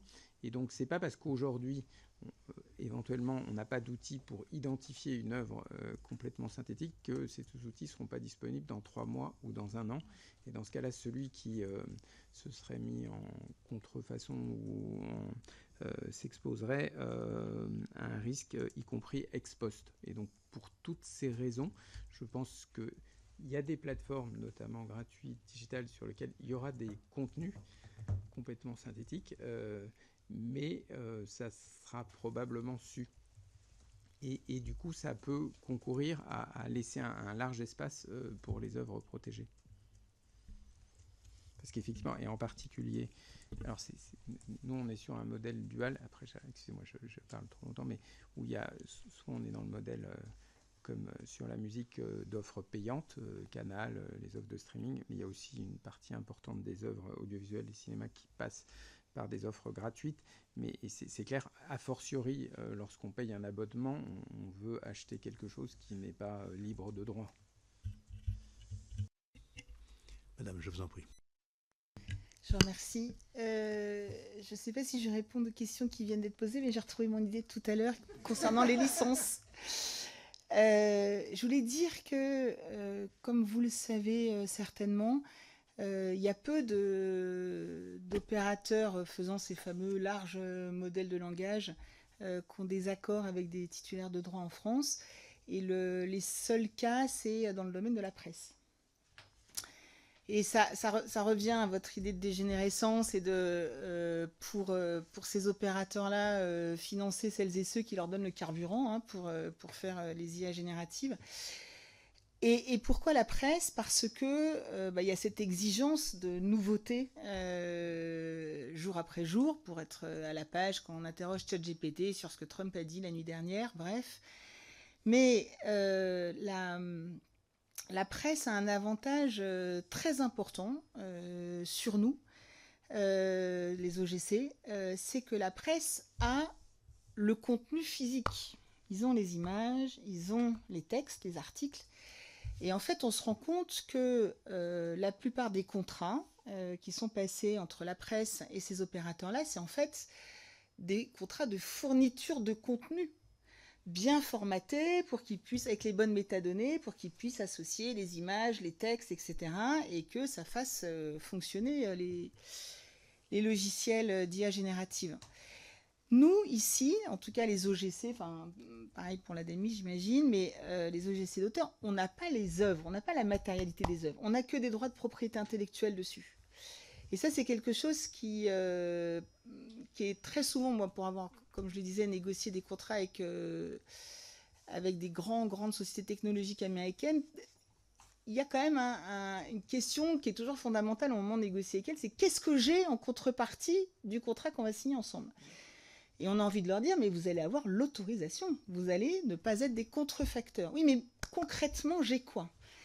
Et ça aussi, c'est en termes de difficulté de compréhension, ça peut être délicat. Et je voudrais juste insister sur ce point-là, que, encore une fois, avoir un contrat pour nous, ce sera basé que sur de la propriété intellectuelle qui doit être forte si on veut réussir à avoir ces contrats-là et rémunérer nos auteurs. Le droit d'auteur ne doit pas être affaibli parce qu'on n'a que ça à offrir pour rémunérer nos auteurs. Donc c'est vraiment pour moi un des points clés qui apportés à votre connaissance par rapport à d'autres titulaires de droit qui ont aussi la matérialité du contenu en plus d'avoir les droits dessus. Excusez-moi, je voulais juste rebondir là-dessus, excusez-moi Monsieur le Président. Dans le secteur du cinéma et de l'audiovisuel, les parties prenantes sont habituées à ce qu'il n'y ait pas de contrepartie matérielle. Quand vous créez un film de cinéma adapté d'un roman, le producteur qu'il achète les droits à l'éditeur, il a déjà le roman. Il achète juste le droit de pouvoir l'utiliser pour créer son œuvre. Donc c'est un sujet, effectivement, il y a une différence avec la presse, mais pour autant, ces précédents existent d'absence de contrepartie matérielle. Ça n'existe pas, Oui. nous, de la même façon. Oui. Mais quand on a des opérateurs face à nous, très souvent, ils nous disent « Mais qu'est-ce que vous nous donnez pour ?» Et ça a été un peu le même sujet sur les droits voisins, sur les choses comme ça. C'est les mêmes, hein, c'est Meta, Google, tous ces gens-là. Ils nous demandent quelque chose de concret en plus de la propriété intellectuelle. Et des fois, on est un peu dans des rapports, dans des dialogues de sourds aussi. L'Adami ? L'artiste-interprète a une fonction essentielle dans l'économie du secteur, c'est qu'il permet l'identification du public. C'est-à-dire que quand on va au cinéma, on va voir le dernier Tom Cruise. Mission Impossible, mais il y a une... Bien sûr, mais on est d'accord. Mais c'est une des fonctions de l'artiste-interprète, c'est-à-dire que on constitue une base de fans, d'admirateurs, et ensuite on peut utiliser cette base pour attirer du public lors d'une projection, un film, une série, etc. Donc c'est une des fonctions de l'artiste-interprète. Donc c'est vrai qu'on peut se mettre à la place du public si demain il découvrait que finalement ce qu'il voit à l'écran n'est pas interprété par des humains, mais par des personnages virtuels. Donc on perdrait cette fonction-là, on perdrait ce lien entre les créateurs et le public. Ensuite, le code de la propriété intellectuelle est fait de telle manière que est considéré artiste-interprète celui qui cite, déclame, joue, etc., une œuvre de l'esprit. Donc une œuvre humaine. Demain, un artiste interprète une œuvre générée par IA perdrait toute sa qualité d'artiste et donc tous les droits afférents. C'est-à-dire qu'il faut bien qu'il y ait une création humaine pour que juridiquement l'artiste-interprète existe. Donc là, il y a une vraie problématique. Si demain toutes les œuvres étaient créées par l'IA, il n'y aurait plus d'artistes, même s'il resterait des interprètes humains. Après se pose la question des œuvres hybrides. Voilà. Du coup, quel serait le statut de l'artiste-interprète dans le cas d'œuvres hybrides? Eh bien, nous n'avons pas la réponse. Merci beaucoup. Dans encore quelques mois, toutes les questions seront bienvenues, toutes vos réflexions aussi pourront être bienvenues par écrit à la suite de cette audition. Moi, je voulais revenir sur la destruction de valeur qui est ressentie aujourd'hui par des métiers comme les doubleurs. Est-ce que, on sait évaluer aujourd'hui cette destruction dans leur rémunération? C'est-à-dire, est-ce que vous pouvez nous redonner des chiffres qui parlent sur l'impact immédiat? A contrario aussi, on voit que l'IAG peut aider des créateurs à créer. Donc est-ce qu'on a une idée aussi de la part des droits d'auteur qui pourrait être attribuable à ce que l'IA a permis la réalisation d'une œuvre? Là, je prends le contrepoids en disant, par exemple, j'ai pu être un auteur qui a utilisé l'IA, non pas générative, mais prédictive dans ses recherches, qui a pu ensuite faire un travail qui le fait vraiment créateur en interrogeant, en étant original dans ses demandes, et donc aboutir à une œuvre qui, s'il n'y avait pas eu des IA génératives, peut-être n'aurait jamais existé. Est-ce qu'aujourd'hui, on a des travaux lancés un petit peu sur l'évaluation de ce que représentent aujourd'hui les droits, les rémunérations dues au titre du droit d'auteur sur ce que sont les œuvres actuelles, qui sortent actuellement.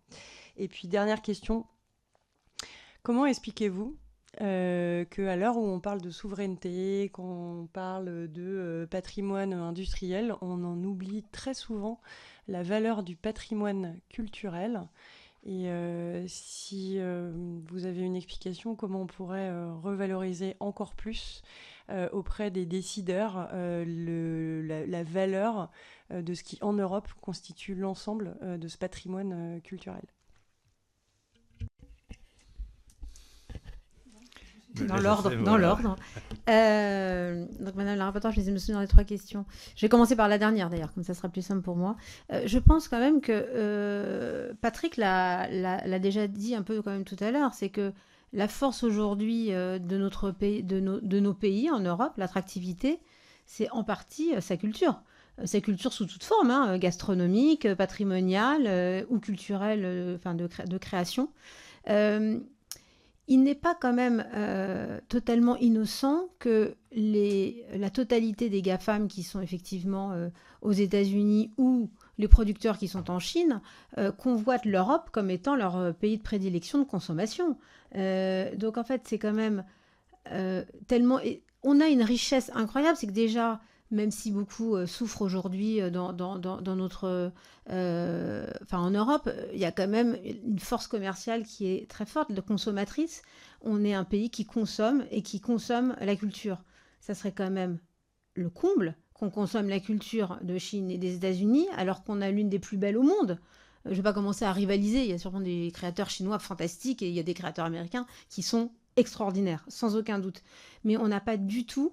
nous, à être timide à ce sujet-là, et d'autant plus, là je me permets là pour le coup de faire cocorico, la France.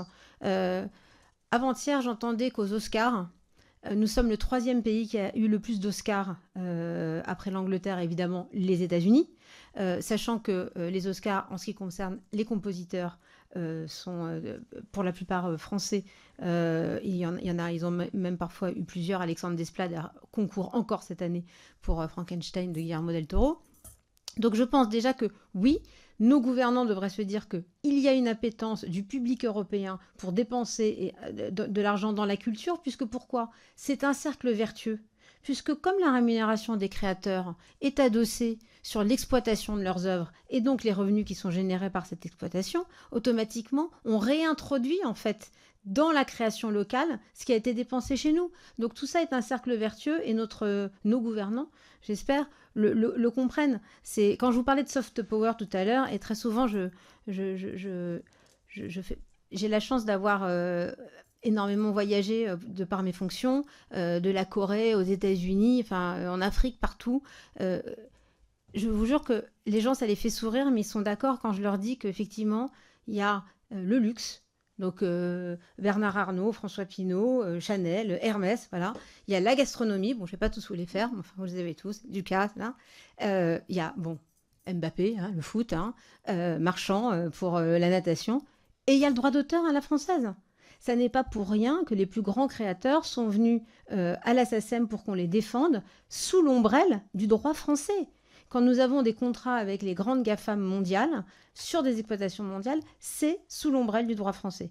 Donc ça, je pense que déjà, et donc automatiquement, ça crée de la valeur chez nous, puisque c'est nous qui collectons les droits. La SACEM collecte ces droits, et ensuite, bien évidemment, elle va les répartir à 650 000 créateurs à travers le monde.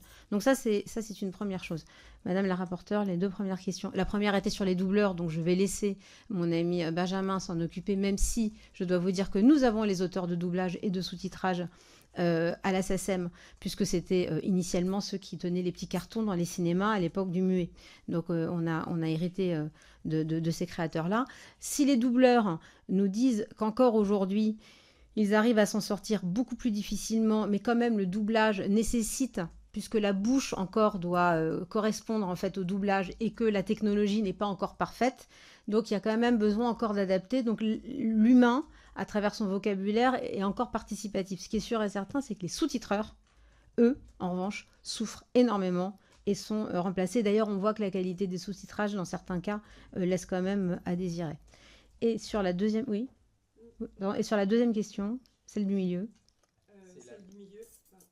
C'était la question de l'évaluation de ce que l'IA aujourd'hui participe des œuvres et donc génère éventuellement du droit d'auteur.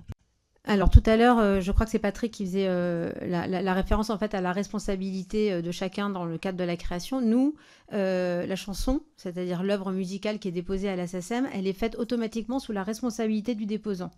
Or, dans le guide qu'on vous adressera, qu'a évoqué tout à l'heure David, nous avons indiqué à nos créateurs qu'ils ne pouvaient pas venir déposer une œuvre qui était faite 100% par l'intelligence artificielle ou avec des prompts qui ne représentaient pas la personnalité de leur auteur.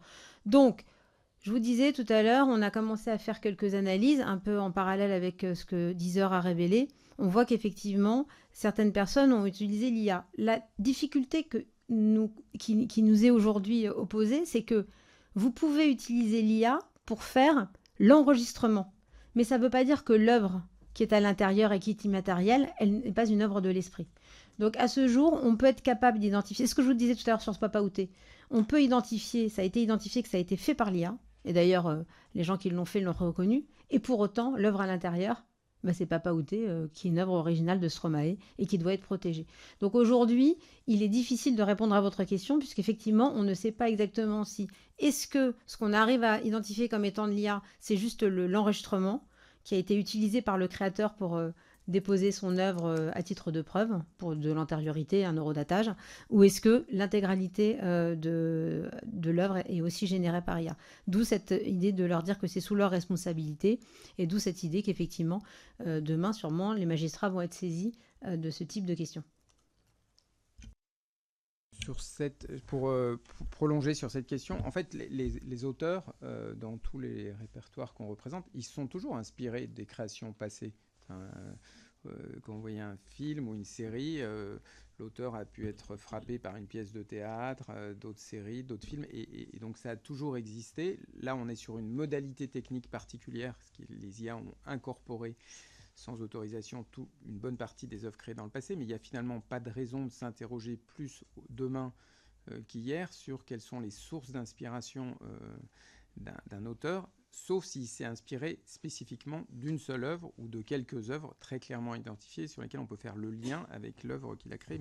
Mais quand vous avez des échanges entre des créateurs, ils mentionnent toujours de manière approfondie les grands auteurs qui les ont influencés, les grandes œuvres qui ont marqué leur processus créatif. Sur la question du patrimoine culturel et en complément et au-delà des aspects économiques, moi, il y a deux choses qui me paraissent fondamentales. Le premier, c'est que derrière ces créations des auteurs français et européens, c'est aussi une vision du monde. Donc ça me paraît être un enjeu politique majeur. Et la deuxième, c'est en France, comme dans beaucoup de pays, il y a des débats importants sur l'identité nationale et la perte d'identité. Et ça repose beaucoup sur une appréhension culturelle des choses. Et donc, pour cela, moi, je trouve que c'est... Vous demandiez quelle suggestion on pouvait faire à nos décideurs et à nos élus. Je trouve que défendre l'identité française, ça passe aussi par défendre les créateurs français et le droit d'auteur français et européen. Jean, merci.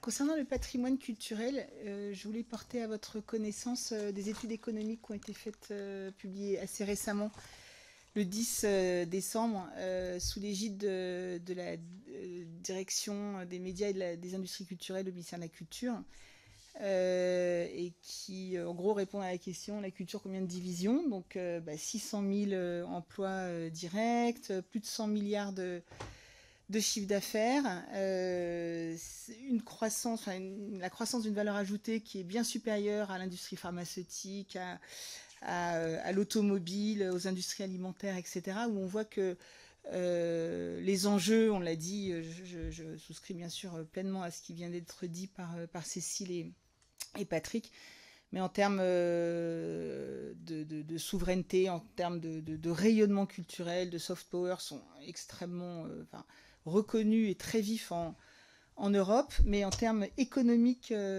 tout autant. Donc ça y participe.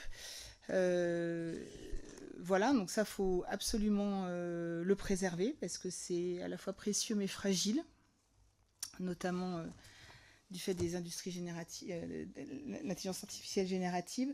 Moi, je voudrais aussi peut-être vous appeler à réfléchir à comment essayer, encore une fois, comme je le disais, la régulation des IAG, elle sera multifactorielle, essayer de rééquilibrer la distorsion de concurrence entre l'utilisation d'une œuvre protégée sous droit, soit commandée à un artiste, soit de réutilisation d'une œuvre de nos répertoires, versus le fait de pouvoir créer pour quasiment rien ce qui ressemble à des œuvres, qui n'est pas des œuvres, qui sont des contenus. Et il y a un effet d'aubaine terrible sur lequel il va falloir, au-delà d'en appeler à... Alors c'est très bien, hein, le Nutri-Score, je vous l'ai dit, je le soutiens pleinement, mais il n'empêche qu'entre un poulet label rouge et un poulet de batterie, eh bien, certains feront le choix du poulet de batterie parce que c'est moins cher. Donc comment essayer de réussir à éviter cet effet-là de distorsion, en tout cas dans certains secteurs. Je pense notamment aux collectivités publiques, à la presse. Vous avez certainement aussi remarqué que toutes les affiches pour les marchés de Noël dans nos communes étaient faites avec des IA, ça se voit, c'est très vilain. Et bon, encore une fois, c'est des choses qui d'habitude étaient commandées à des auteurs et qui là, des humains ont perdu leur travail parce qu'on a fait sur ChatGPT, enfin sur Dali, des choses assez moches qui inondent l'espace public et les lieux les brochures d'impression. Donc il y a peut-être une professeure de droit qui a essayé de réfléchir à ça, qui s'appelle Valérie Laure-Benabou, qui fait partie du CSPLA, pour essayer de faire en sorte que dans certains cas, eh bien, l'utilisation, ça en est quoi avec ce que disait tout à l'heure Patrick avec le CNC et autres, mais outre les quotas, mais qu'il y ait quelque chose qui permette, comme les entrées dans les salles de cinéma pour des blockbusters américains financent la création française, et bien essayer de faire en sorte d'aller chercher l'argent là où il est, ou l'absence d'argent, enfin là où en tout cas il est épargné, pour financer la création vivante de notre scène artistique. Merci madame. Le dernier mot pour la DAMI, assez brièvement si je puis me permettre. Oui, alors très rapidement. David tout à l'heure parlait d'entreprises qui se créent pour proposer des contenus générés par IA, des contenus proposés aux lieux sonorisés, discothèques, bars, etc., commerce, puisque ces lieux normalement doivent s'acquitter d'une redevance pour pouvoir diffuser de la musique. Cela ramène à peu près 60 millions d'euros aux artistes-interprètes, uniquement sur ce qu'on appelle les lieux sonorisés. Et donc si on imagine que ces lieux désormais diffuseraient uniquement des contenus générés par IA, ce serait une perte sèche de 60 millions d'euros pour les artistes-interprètes. Voilà un cas extrêmement concret. On a parlé des artistes de doublage tout à l'heure. L'impact aujourd'hui est réel, on a encore du mal à l'évaluer, ce sont des témoignages, on a de plus en plus d'artistes qui viennent nous voir nous disant on m'a proposé quelques centaines d'euros pour pouvoir enregistrer ma voix et ensuite l'utiliser à des fins d'entraînement pour ensuite la générer dans le cas de doublage. Donc voilà des cas concrets, on en a des dizaines comme ça, tous les jours. Merci. Il nous reste, Madame Calvez et moi-même, à vous remercier pour ces échanges. Nous avons fait, je pense, une abondante moisson dont Madame la rapporteure fera son miel. Ouais. C'est pas de pillage. C'est pas de pillage, c'est vraiment moissonner proprement. Moi, ce que je retiens, c'est qu'on a parlé essentiellement de souveraineté ici, en réalité, au fond. Parce que vous protégez, mesdames et messieurs, l'exception culturelle française. Vous protégez une part essentielle de notre identité, par les œuvres de l'esprit, par la qualité des œuvres de l'esprit, par la protection de ceux qui les produisent, et par la langue aussi. La question de la langue française est quand même au cœur de tout cela. Les grands systèmes d'IA générative fonctionnent sur la base de l'anglais, et on peut craindre un appauvrissement de notre langue à la longue si nous ne réagissons pas. Donc en tout cas, vous nous avez parlé essentiellement, me semble-t-il, au fond, de souveraineté et de puissance, puisque vous vous affrontez en réalité à une puissance industrielle, intellectuelle et politique, enfin au moins à deux, l'américaine et la chinoise, qui ne respectent pas nos règles, de toute façon qui ne sont pas concernés par nos règles, ou faiblement, ou en tout cas qui ne veulent pas l'être. Et donc c'est bien un enjeu de puissance qui ne peut qu'interroger les législateurs que nous sommes, n'est-ce pas? Et je suis certain que là-dessus, les pistes que vous avez ouvertes en matière de protection seront examinées très attentivement par la représentation nationale. Je vous remercie, je vous souhaite une bonne fin de journée.